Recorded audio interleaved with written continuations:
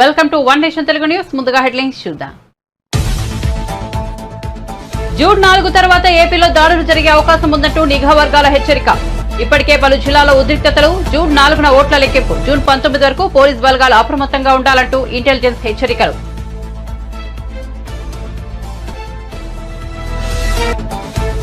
ఉత్తమ్ కుమార్ రెడ్డికి 1 గంట కూడా మంత్రిగా ఉండే అర్హత లేదు. రాజీనామా చేయాలన్న బీజేపీ శాసనసభాపక్ష నేత మహేశ్వర్ రెడ్డి. ధాన్యం కొనుగోలు కేంద్రాల్లో కోట్లాది రూపాయల చేతులు మారుతున్నాయని ఆరోపణ.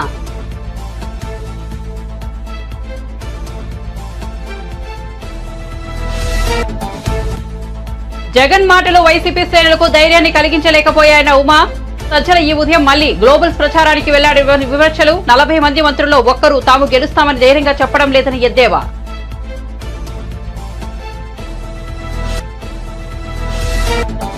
చంద్రబాబు పూర్తిగా నెగటివ్ క్యాంపెయిన్ చేశారన్న సజ్జల. ల్యాండ్ టైటిలింగ్ పై తప్పుడు ఆరోపణలు చేశారని మండిపాటు.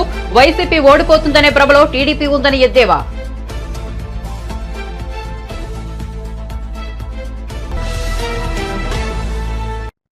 ఇక వార్త వివరాల్లోకి వెళ్తే ఏపీలో ఈసారి ప్రత్యేక పరిస్థితులు నెలకొన్నాయి. పోలింగ్ ముగిసిన తర్వాత కూడా హింసాత్మక ఘటనలు కొనసాగాయి. ఏపీలో ఎన్నికల కోడ్ వచ్చాక మునిపెన్నడూ లేనంతగా పెద్ద సంఖ్యలో పోలీసులు అధికారులపై వేటుపడింది. ఈ నేపథ్యంలో నిఘా వర్గాల నుంచి ఏపీకి హెచ్చరిక జారైంది. జూన్ 4 తర్వాత ఏపీలో దాడులు జరిగే అవకాశం ఉందన్నది ఇంటెలిజెన్స్ హెచ్చరికల సారాంశం. జూన్ 19 వరకు పోలీసులు అప్రమత్తంగా ఉండాలని, అవసరమైతే కేంద్ర బలగాలను మోహరించాలని జిల్లా కలెక్టర్లు, ఎస్పీలకు నిఘా విభాగం నుంచి హెచ్చరికలు అందాయి. ముఖ్యంగా తిరుపతి, పల్నాడు, చిత్తూరు, అనంతపురం, కర్నూలు, కడప జిల్లాల్లో అప్రమత్తంగా ఉండాలని స్పష్టం చేసింది. ఏపీలో మే 13న ఎన్నికలు జరగగా జూన్ 4న ఓట్ల లెక్కింపు చేపట్టనున్నారు. పోలింగ్ సందర్భంగా చెలరేగిన ఉద్రిక్తతలు ఇప్పటికీ కొనసాగుతుండగా జూన్ 4న ఫలితాల వెల్లడితో పరిస్థితి ఎలా ఉంటుందోనని ఆందోళనలు వ్యక్తమవుతున్నాయి.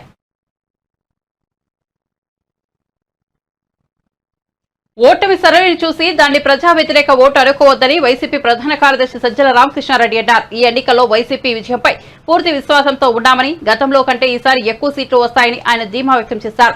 చంద్రబాబు పూర్తిగా నెగిటివ్ క్యాంపెయిన్ చేశారని, ఆయనపై ఆయనకే నమ్మకం లేదని అన్నారు. కుప్పంలో కూడా వైసీపీ గెలవబోతోందని చెప్పారు. కుట్రపూరితంగానే కొందరు అధికారులను ఎన్నికల నుంచి తప్పించారని విమర్శించారు. జగన్ చేసిన ప్రచారం ప్రజల్లోకి బలంగా వెళ్లిందని చెప్పారు. ల్యాండ్ టైటిలింగ్ యాక్ట్ పై చంద్రబాబు తప్పుడు ఆరోపణలు చేశారని సజ్జల విమర్శించారు. తాడిపత్రి ఎమ్మెల్యే పెద్దారెడ్డి ఇంట్లో సీసీటీవీలను పోలీసులు ధ్వంసం చేయడమేంటని ప్రశ్నించారు. పోలీసులు చేసిన దాడిపై ఈసీకి ఫిర్యాదు చేయబోతున్నామని చెప్పారు. పోలింగ్ రోజున టీడీపీ అక్రమాలకు పాల్పడిందని, కౌంటింగ్ రోజున అక్రమాలు జరిగితే ఎదుర్కొంటామని అన్నారు. ఇప్పటికైనా ఈసీ తన తప్పును సరిదిద్దుకుంటే మంచిదని చెప్పారు. ఈసీ నిక్షిప్తపాతంగా వ్యవహరించాల్సిన అవసరం ఉందని తెలిపారు. మాకైతే ఖాయంగా కనపడుతోంది. గవర్నమెంట్ వస్తుంది, చాలా బాగా వస్తుంది. మొన్నటికి అంత కూడా జరిగింది. మిగిలిన చోట్ల జరిగిన చోట్ల కూడా పోలింగ్ పర్సెంటేజ్ పెరిగాయి. ఓటింగ్ జరిగే శాతాన్ని బట్టి చూసి యాంటీ ఇన్కంబెన్సీ అనుకుందామంటే మీరు గమనించిన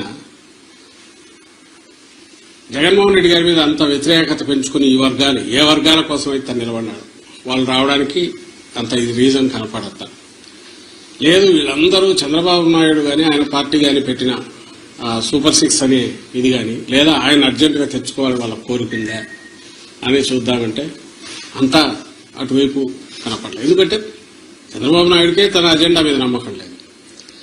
ఆయన సూపర్ 6 గురించి కూడా ప్రచారం చేసుకోవాలి.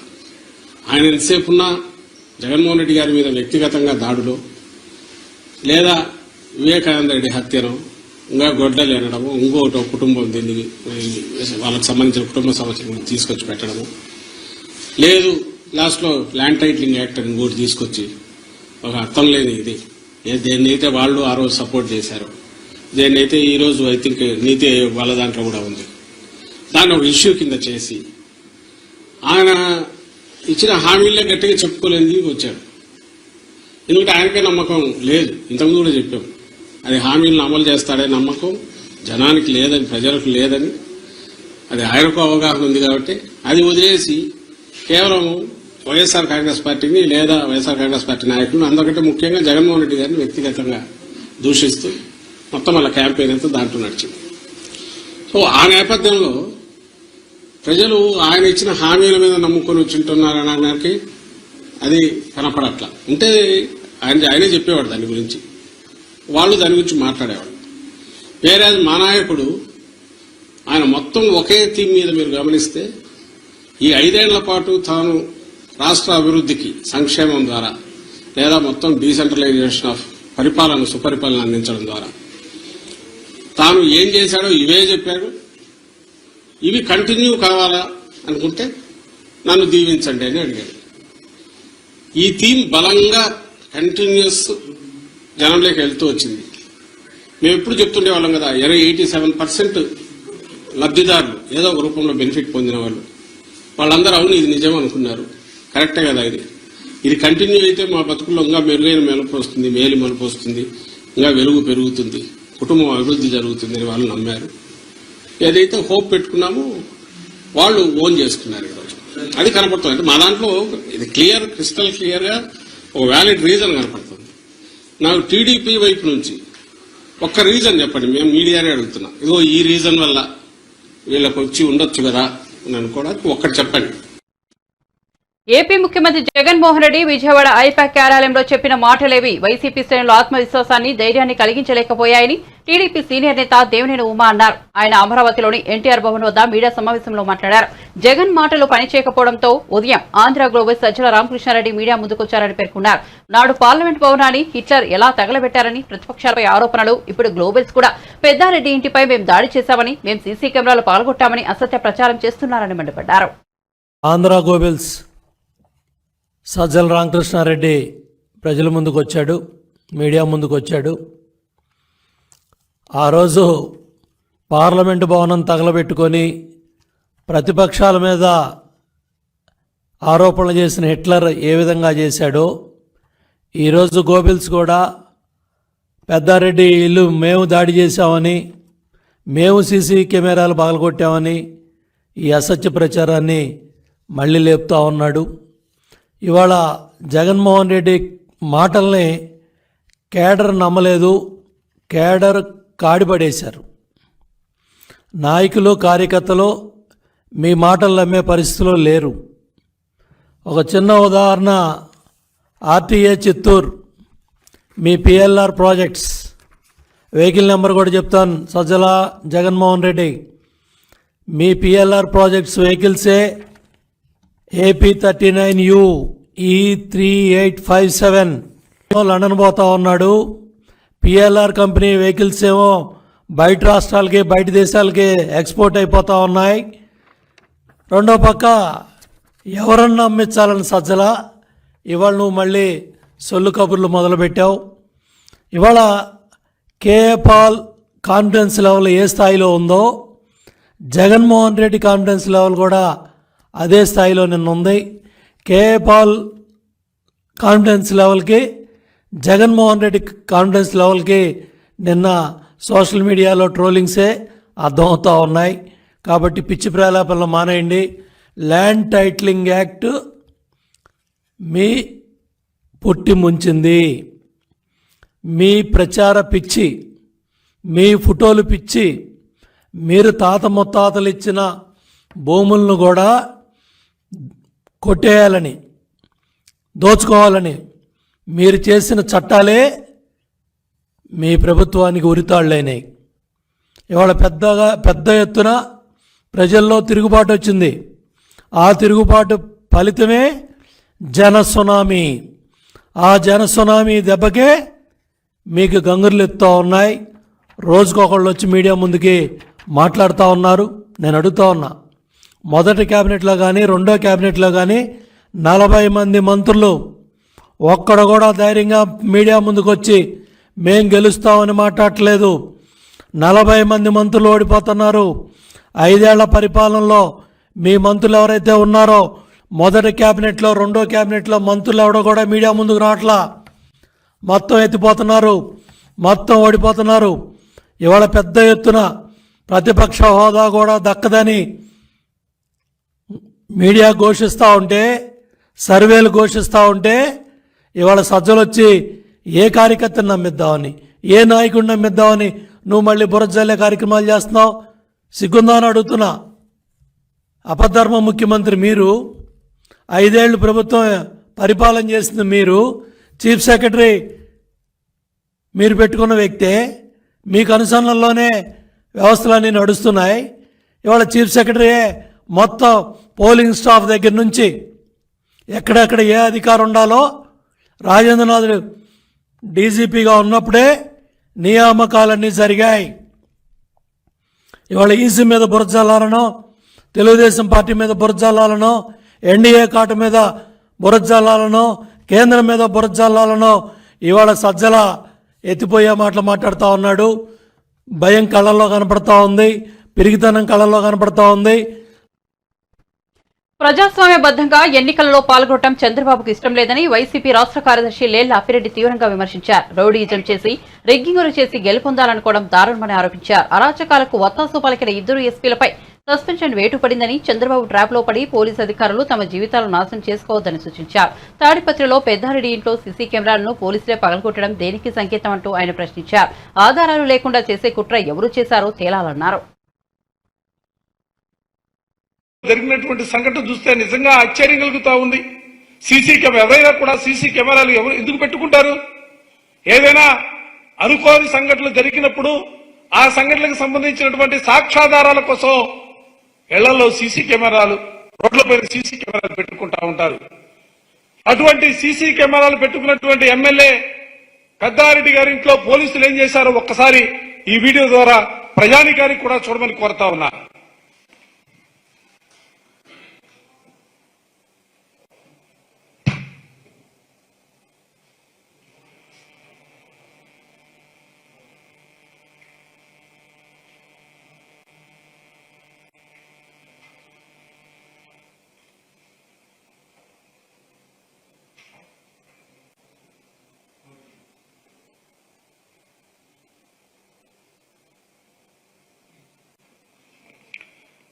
సాక్షాత్తు శాసనసభ్యుడిగా ఉన్నటువంటి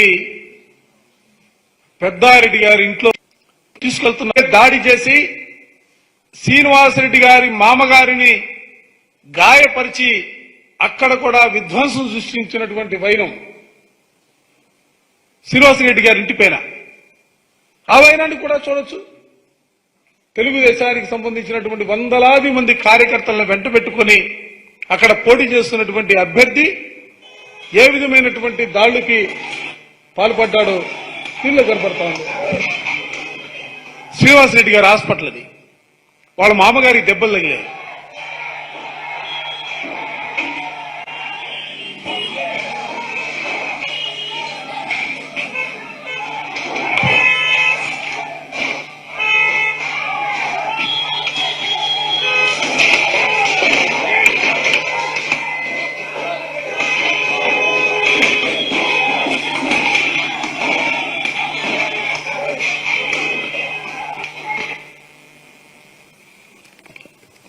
కేతిరెడ్డి పెద్దారెడ్డి గారింట్లో వేకువజామున కార్యక్రమం జరిగితే నరసరావుపేట ఎమ్మెల్యే శ్రీనివాసరెడ్డి గారి హాస్పిటల్ పైన, ఇంటిపైన పట్టపగలు జరిగినటువంటి దాడికి సంబంధించినటువంటి విజువల్స్ మీరు చూశారు.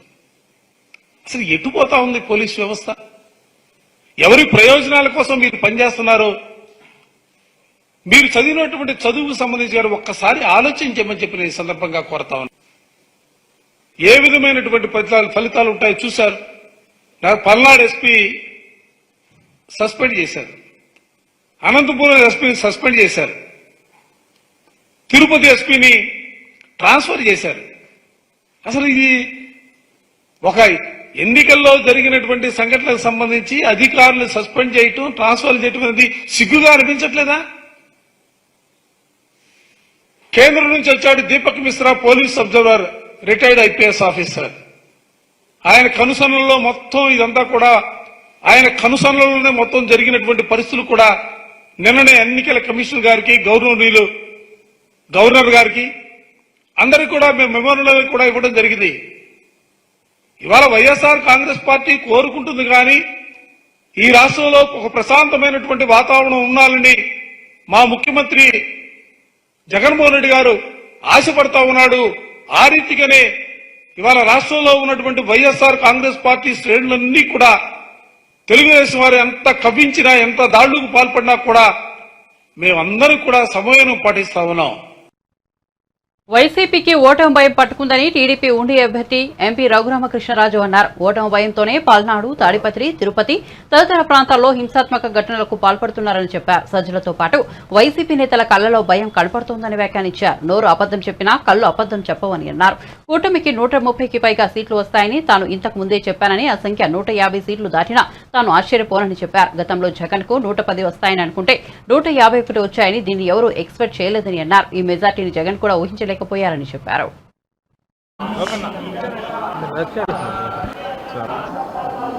ఎన్నికలు ముగిసిన తర్వాత స్వామివారి దర్శనం కోసం ఈరోజు ఇక్కడికి రావటం జరిగింది. అభిషేక దర్శనం కుటుంబంతో సహా చేసుకోవటం జరిగింది. గతంలో కూడా నేను ఇప్పుడు నామినేషన్ వేసిన వెంటనే ఆ తర్వాత ఎలక్షన్ అయిన తర్వాత స్వామివారి భక్తుడిగా ఇప్పుడు నేను వారి దర్శనం చేసుకోవటం నాకు అదొక రెగ్యులర్ చర్య. ఈ సందర్భంగా ఆంధ్రప్రదేశ్ రాష్ట్రానికి మంచి రోజులు రావాలని గౌరవనీయులు నారా చంద్రబాబు నాయుడు గారు ముఖ్యమంత్రిగా ప్రమాణ స్వీకారం చేసి ప్రజల కష్టాలన్నీ తొలగి మంచి చక్కటి వెల్ఫేర్తో పాటు అద్భుతమైన అభివృద్ధి దిశగా ఆంధ్రప్రదేశ్ పయనించాలని మనస్ఫూర్తిగా స్వామివారిని వేడుకోవటం జరిగింది. గుళ్ళు అవసరం మాకు 125 నుంచి మినిమమ్ 150 టచ్ అవ్వచ్చు. ఉన్నాయి 170 సీట్లు కాబట్టి జగన్కి 25 నుంచి ఒక 40 వరకు రావచ్చు అని నేను ఖచ్చితంగా చెప్పగలను. నా మాట నిజం అవుతుందా, జగన్ మాట నిజం అవుతుందా 4వ తారీఖు మధ్యాహ్నానికి మీకు అర్థమవుతుంది. ఖచ్చితంగా నా మాటే నిజం అవుతుంది. ఎందుకంటే స్వామి సన్నిధిలో నేను చెప్తున్నా, స్వామి సన్నిధిలో అతను చెప్పలేడు.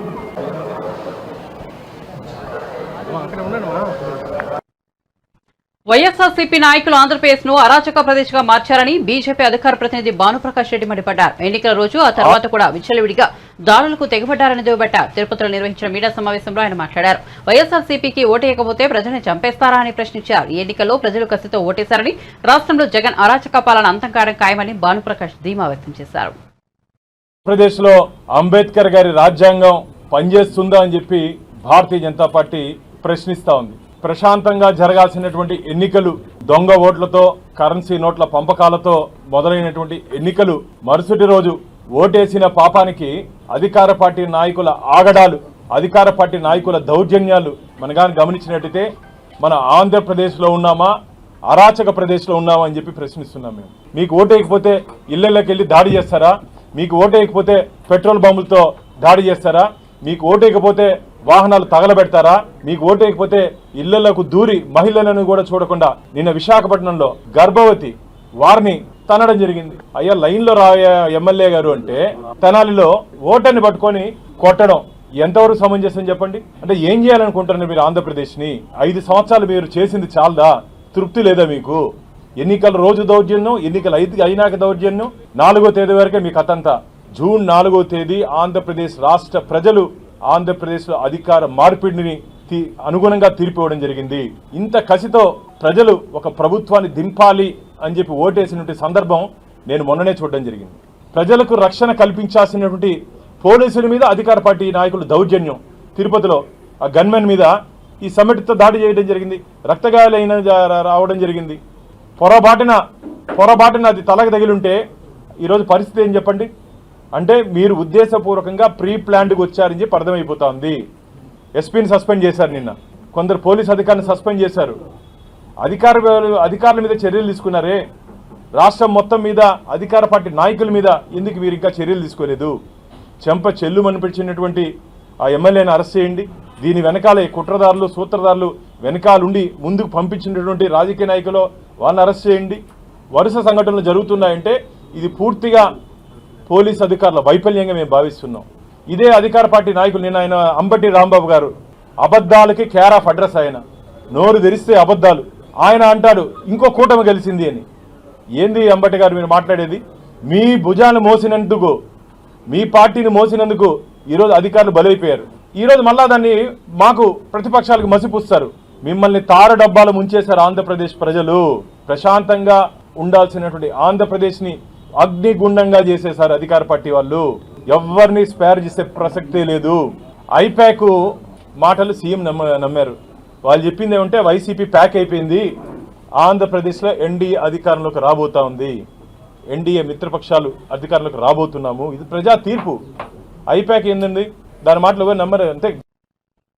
ఇటీవల ముగిసిన సార్వత్రిక ఎన్నికలపై టీడీపీ సీనియర్ నేత మాజీ మంత్రి ఆనం రామనారాయణ రెడ్డి సంచలన వ్యాఖ్యలు చేశారు. నెల్లూరు జిల్లా అధికారుల్లో చాలా మంది తమకు సహకరించలేదని ఆరోపించారు. జిల్లా యంత్రాంగం మొత్తం అధికార పార్టీకే కొమ్ము కాసిందని పేర్కొన్నారు. జిల్లాలోని మరిపాడు మండలం సమస్యాత్మకమైనదని, అక్కడ నాటు బాంబులు విసురుతున్నారని పేర్కొన్నారు.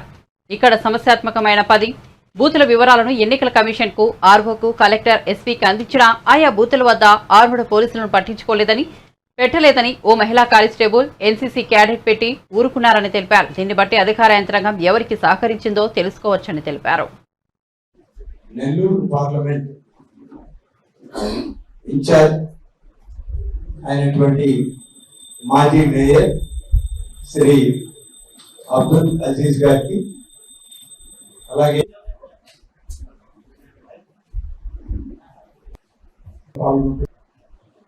మా అన్నగారు అయినటువంటి హృదయపూర్వకంగా తెలియజేసుకుంటూ, ఎన్నికలకు ముందు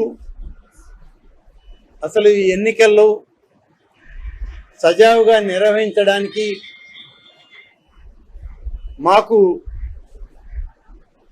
చాలామంది అధికారులు సహకరించలేదు, కొద్దిమంది మాత్రమే సహకరించారు.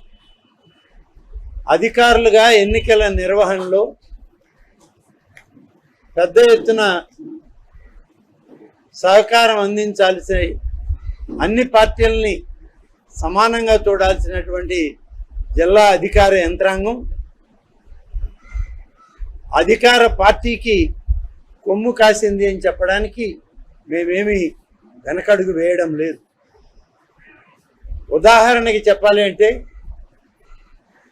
ఆత్మకూరు నియోజకవర్గంలో నేను అన్ని బూతులు తిరిగాను. నాతో పాటి కొంబి లక్ష్మీనాయుడు గారు, మాజీ శాసనసభ్యులు విజయరామరెడ్డి గారు, అలాగే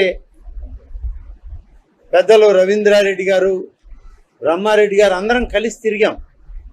ఎక్కడికి వెళ్ళినా ఎక్కడ కూడా ఆర్ముడ్ పోలీస్ కనిపించినటువంటి దాఖలాలు లేవు. మరీ ముఖ్యంగా మరిపాడు మండలం అంటేనే సార్వత్రిక ఎన్నికల్లో ఒక ప్రత్యేకత ఉంది. నెల్లూరు జిల్లాలో నాటు బాంబుల్ని విసురుకున్న, ప్రజల్ని భయభ్రాంతుల్ని చేసిన పరిస్థితి ఈ జిల్లాలో మొదలైంది. కొద్ది కాలం నడిచింది. కేవలం గతంలో ఉదయగిరి నియోజకవర్గంలో ఉన్న మరిపాడు మండలం, ఉదయగిరి ప్రాంతాల్లోనే జరిగింది. దాదాపుగా బూత్ నెంబర్ 1 నుంచి 10 వరకు నాకు ఎన్నికల సరళిని గమనిస్తూ మేము పోయేటప్పుడు మరిపాడు మండలానికి సంబంధించినటువంటి మా నాయకుడు బ్రహ్మారెడ్డి గారు మాకు ఫోన్ చేసి చెప్పడం జరిగింది. 1 నుంచి 10 వరకు క్రిటికల్ బూత్స్ అని లిస్ట్ ఇచ్చాము. ఎన్నికల కమిషనర్కి ఇచ్చాం, మా ఆర్ఓకి ఇచ్చాం, జిల్లా కలెక్టర్కి, ఎస్పీకి, డిఐజీకి పంపడం జరిగింది. కానీ ఎక్కడ కూడా సాధారణ కానిస్టేబుల్ కూడా లేరు. అక్కడ ఉన్నది ప్రతి బూత్కి ఒక మహిళా కానిస్టేబుల్, ఒక ఎన్సీసీ క్యాడెట్ ఉన్నారు. నాటు బాంబుల సంస్కృతి ఉన్నటువంటి ప్రాంతాల్లో ఢిల్లీ ముఖ్యమంత్రి కేజ్రీవాల్ కు బెయిల్ దొరికినప్పుడు కవితకు ఎందుకు రావడం లేదని బీఆర్ఎస్ నేత ఆర్ఎస్ ప్రవీణ్ కుమార్ ప్రశ్నించారు. ఇది చాలా దారుణమన్నారు. తిహార్ జైల్లో కవితను కలిసిన అనంతరం ఆయన మీడియాతో మాట్లాడుతూ మద్యం పాలసీ కేసులో ఇతర రాజకీయ నాయకుల పేర్లు వెల్లడించాలని, కవితపై ఈడీ, సీబీఐల గురించి తీవ్రమైన ఒత్తిడి ఉందని, ఈ విషయాన్ని ఆమె తనతో పంచుకున్నారన్నారు.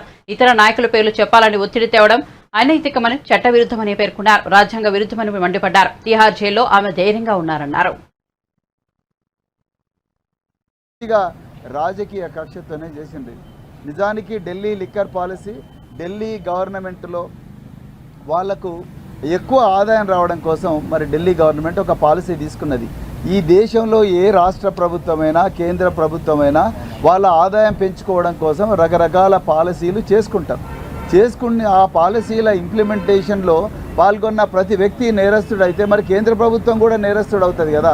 కేంద్ర ప్రభుత్వం మొన్ననే రైతుల నల్ల చట్టాలు తీసుకొచ్చిండ్రు. సాక్షాత్తు దేశ ప్రధానమంత్రి నరేంద్ర మోడీ గారే ఈ నల్ల చట్టాలు తీసుకొచ్చిండు. మరి తీసుకొచ్చి మళ్ళీ ఒక 6 నెలల తర్వాత మళ్ళీ వాటిని విత్డ్రా చేసిండ్రు.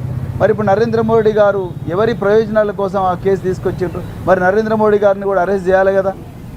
మరి దీని గురించి ఎప్పుడైనా ఆలోచించిండ్రా? ఆలోచించలేదు. అంటే ప్రధానంగా ఈ ఈడీలో సెక్షన్ 50 ఉందని చెప్పేసి ఈ సెక్షన్ 50లో మరి burden of proof lies on the accused. అంటే ఈ బర్డెన్ ఆఫ్ ప్రూఫ్ అంటే ఈ తన నిర్దోషిత్వాన్ని నిరూపించుకోవడం అనేది నిందితురాలి మీదనే ఉంటుంది. కాబట్టి అంతవరకు వాళ్ళని జైల్లో పెట్టొచ్చన్న ఒక చిన్న ప్రొవిజను ఒక సుప్రీం హైకోర్టు జడ్జిమెంట్ని తీసుకొని దాన్ని అడ్డంగా పెట్టుకొని రాజకీయ ప్రత్యర్థులందరినీ కూడా మరి వాళ్ళ గొంతు నొక్కే ప్రయత్నం ఇవాళ బీజేపీ ప్రభుత్వం చేస్తున్నది. నిజానికి ఇది చాలా హాస్యాస్పదంగా ఉన్నది. కల్వకుంట్ల కవిత గారి మీద ఈ కేసు పెట్టడం, మిగతా వాళ్ళ మీద పెట్టడం. నిజానికి ఇందులో ఈ క్రైమ్లో ఎక్కడ డబ్బు దొరకలేదు. నిజానికి పిఎంఎల్ఏ వైఎస్ఆర్సీపీ నేతల నుంచి తన కుటుంబానికి ప్రాణహాని ఉందని భద్రత కల్పించాలని గొట్టిముక్కల సుధాకర్ హైకోర్టులో పిటిషన్ దాఖలు చేశారు. గుర్తు తెలియని వ్యక్తులు తెనాలిలో తమ ఇంటి వద్ద సంచరిస్తున్నారని తెలిపారు. ఈ విషయంపై సుధాకర్ శుక్రవారం గుంటూరు జిల్లా ఎస్పీని కలిశారు. కోర్టు ఆదేశాల మేరకు రక్షణ కల్పించాలని విజ్ఞప్తి చేశారు. గుంటూరు జిల్లా తెనాలిలోని ఐతానగర్ పోలింగ్ కేంద్రంలో ఈ నెల 13న క్యూ లైన్ లో వచ్చి ఓటేయాలని చెప్పినందుకు సుధాకర్ అనే ఓటర్పై వైఎస్ఆర్సీపీ ఎమ్మెల్యే శివకుమార్ అతని అనుచరులు విచక్షణారహితంగా దాడి చేసిన విషయం తెలిసిందే. మా ఇంటి దగ్గర ఎవరో అనుమానాస్పదంగా తిరగటం అలా అనిపించి కొంచెం అంటే వాళ్ళందరికీ ప్రాణహాని ఉందనే అనుమానం నాకు వచ్చింది. అందుకని మేము హైకోర్టుని ఆశ్రయించడం జరిగింది. ఏమన్నారంటే ఓకే మేము ప్రొటెక్షన్ గురించి అడిగితే సరే ఇక్కడ ఎస్పీ ఆఫీస్కి అట్లాగే తెనాలి ఏఎస్పీ స్టేట్ ఎస్హెచ్ఓకి అట్లాగే సిఎస్ గారికి ఎలక్షన్ కమిషనర్ ఆఫ్ ఇండియాకి అట్లాగే ఎలక్షన్ కమిషనర్ ఆఫ్ ఆంధ్రప్రదేశ్కి రిప్రజెంటేషన్లు ఇవ్వండి, మీకు తగిన ప్రొటెక్షన్ ఏర్పాటు చేస్తూ ఉన్నారు. ఆ ఆదేశాలను అనుసరించి ఇక్కడ మేము మన గుంటూరు ఎస్పీ ఆఫీస్లో రిప్రజెంటేషన్ ఇవ్వడం జరిగింది. అది సవినయంగా తీసుకున్నారు. వారు మాకు కావాల్సిన ప్రొటెక్షన్ ఏర్పాటు చేస్తూ ఉన్నారు. అనుమానాస్పదంగా ఇంటి దగ్గర జనాలు తిరుగుతూ ఉన్నట్టుగా అనిపించింది. సో ప్రాణహాని ఉందని నాకు వాళ్ళ అనుయాయుల వల్ల, ఎమ్మెల్యే గారి అనుచరుల వల్ల. ఎందుకంటే మొన్న మీరు చూసుంటారు ఆ వీడియోల్లో వాళ్ళు ఏ రేంజ్లో మమ్మల్ని అటాక్ చేశారో అట్లా కొంచెం అనుమానాస్పదంగా మూమెంట్స్ చూసి కొంచెం మన జాగ్రత్తలో మనం ఉండాలి అని చెప్పేసి రిప్రజెంటేషన్ ఇచ్చాము. మొన్న కంప్లైంట్ మీద అదే వాళ్ళు ఎంక్వైరీ చేస్తున్నారు. ఇక మేము త్వరగా ఏదో కంక్లూజన్కి వస్తుందని ఆశిస్తున్నాం. బులెటిన్ ముగించే ముందు హెడ్లైన్స్ మరోసారి చూద్దాం. జూన్ 4 తర్వాత ఏపీలో దాడులు జరిగే అవకాశం ఉందంటూ నిఘా వర్గాల హెచ్చరిక. ఇప్పటికే పలు జిల్లాలో ఉద్రిక్తతలు. జూన్ 4న ఓట్ల లెక్కింపు. జూన్ 19 వరకు పోలీస్ బలగాలు అప్రమత్తంగా ఉండాలంటూ ఇంటెలిజెన్స్ హెచ్చరికలు.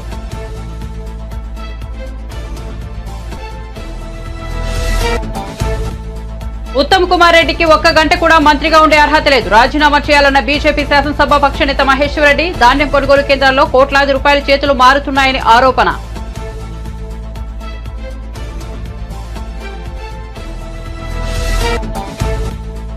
జగన్ మాటలు వైసీపీ శ్రేణులకు ధైర్యాన్ని కలిగించలేకపోయాయన్న ఉమా. సజ్జల ఈ ఉదయం మళ్లీ గ్లోబల్ ప్రచారానికి చేయడానికి వచ్చారని విమర్శలు.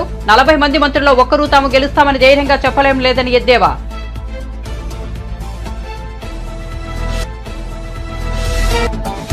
చంద్రబాబు పూర్తిగా నెగిటివ్ క్యాంపెయిన్ చేశారన్న సజ్జల. ల్యాండ్ టైటిలింగ్ పై తప్పుడు ఆరోపణలు చేశారని మండిపాటు. వైసీపీ ఓడిపోతుందనే భ్రమలో టీడీపీ ఉందని ఎద్దేవా.